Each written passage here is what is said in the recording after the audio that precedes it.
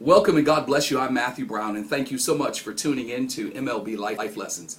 Today is our terrific Tuesday, and we're really talking about just life. Hey, I want to share something with you real quick. I want to ask you, do you live your life in sort of a sense of expectation? Like when you woke up this morning, what did you expect to happen? Did you frame your mind around creating an expectation? The Lord has given me a word for my own life and for the connections, ministries that I'm connected to, and even in this church that I pastor. And it's really about returning to tabernacle worship. We'll deal with that on tomorrow relative to our Wednesday development. But I want to talk to you about your life. What is it that you're expecting out of your life? And do you bring a sense of expectation every morning?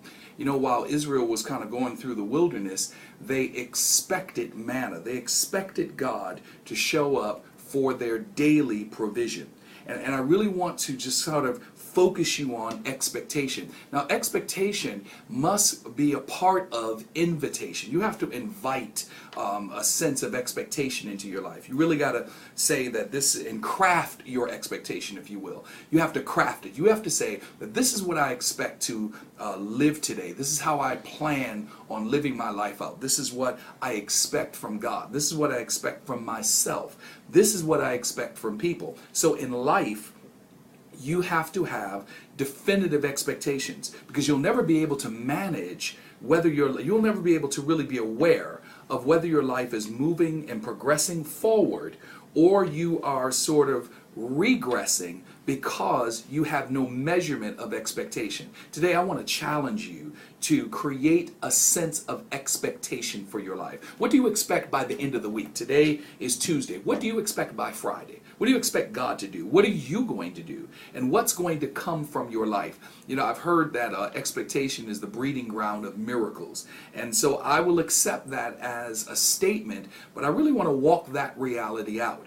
They expected manna every day. And I tell you, from that revelation the Lord gave me regarding tabernacle mindset and tabernacle worship, from that day, I just began to have expectation. In my prayer time, I pray my expectation. So I want you to begin to pray. And even if you're not religious, I want you to begin to cite your expectation. I expect by the end of the week to fill in the blanks. I expect for me to accomplish X, Y, and Z. I expect for my family to be in this mindset. I expect to have this attitude at the end of the week. I expect to have this provision met. I expect to have this bill paid. I expect to be in this type of health by Friday. Because when you begin to frame your expectation, then if you're a person of faith, then God responds to that expectation. He responds to faith. He's not going to respond to feelings. He's not going to respond. And if you're not religious, then the universe responds to your expectation. Ask and it shall be given. Seek and ye shall find.